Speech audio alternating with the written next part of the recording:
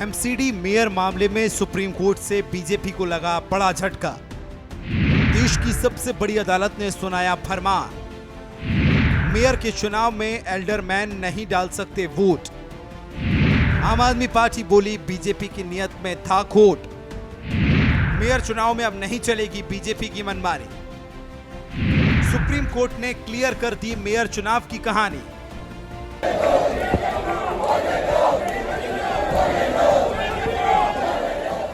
देश की राजधानी दिल्ली में मेयर के चुनाव को लेकर चल रहे सियासी दंगल में आम आदमी पार्टी का दांव बीजेपी पर भारी पड़ गया। बीजेपी को मुंह की खानी पड़ी। एल्डरमैन के वोटिंग अधिकार को लेकर हुई सुनवाई में देश की सबसे बड़ी अदालत ने बीजेपी को बड़ा झटका दिया है। सुप्रीम कोर्ट ने शुक्रवार को दिल्ली नगर निगम के मेयर चुनाव को लेकर चल रहे विवाद को खत्म कर दिया और फैसला सुनाया कि नगर निगम के मनोनीत सदस्य मेयर चुनाव में मतदान नहीं कर सकते।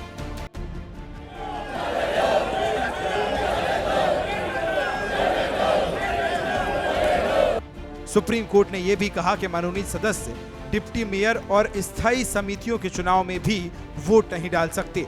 सुप्रीम कोर्ट ने आम आदमी पार्टी की मेयर प्रत्याशी शैली ओबरॉय की याचिका पर यह ऐतिहासिक फैसला सुनाया है। मुख्य न्यायाधीश DY Chandrachud, justice PS Narasimha और जस्टिस जेबी पार्दीवाला की पीठ ने फैसला सुनाया। संविधान के अनुच्छेद 243 और दिल्ली नगर निगम अधिनियम 1957 की धारा 3(3) का दिया हवाला। सुप्रीम कोर्ट ने फैसले में कहा कि प्रशासक द्वारा नामित व्यक्तियों को वोट का अधिकार नहीं है। सुप्रीम कोर्ट के इस फैसले पर आम आदमी पार्टी के राष्ट्रीय संयोजक और दिल्ली के मुख्यमंत्री अरविंद केजरीवाल ने खुशी जताई और ट्वीट करते हुए इसे जनतंत्र की जीत करार दिया। उन्होंने लिखा कि सुप्रीम कोर्ट का आदेश जनतंत्र की जीत है। सुप्रीम कोर्ट का बहुत शुक्रिया। 2.5 महीने बाद अब दिल्ली को मेयर मिलेगा। ये साबित हो गया कि एलजी और बीजेपी मिलकर आए दिन दिल्ली में कैसे गैर कानूनी और असंवैधानिक आदेश पारित कर रहे थे। सुप्रीम कोर्ट के इस फैसले ने यह बात साबित कर दिया कि उपराज्यपाल विनय सक्सेना साहब झूठ बोलते हैं, बेईमान हैं, गैर कानूनी और गैर संवैधानिक बात करते हैं और डंके की चोट पे बात करते हैं। अगर थोड़ी भी अगर जो है एलजी साहब के अंदर लिहाज बाकी है तो आज उन्हें इस्तीफा दे देना चाहिए। आज उनके लिए काला दिन है, काला दिन। सुप्रीम कोर्ट ने जिस तरह का निर्णय लिया है ये दिखाता है उन्होंने भारतीय जनता पार्टी और एलजी के गाल पर एक जोरदार तमाचा मारा है और बताया है कि ये भारत का संविधान है, इसको अच्छे से पढ़ लो और इसके हिसाब से ये देश चलेगा। तुम्हारी ये जो कुछ भी गैर कानूनी तरीके निकालते हो इस तरीकों से नहीं चलेगा।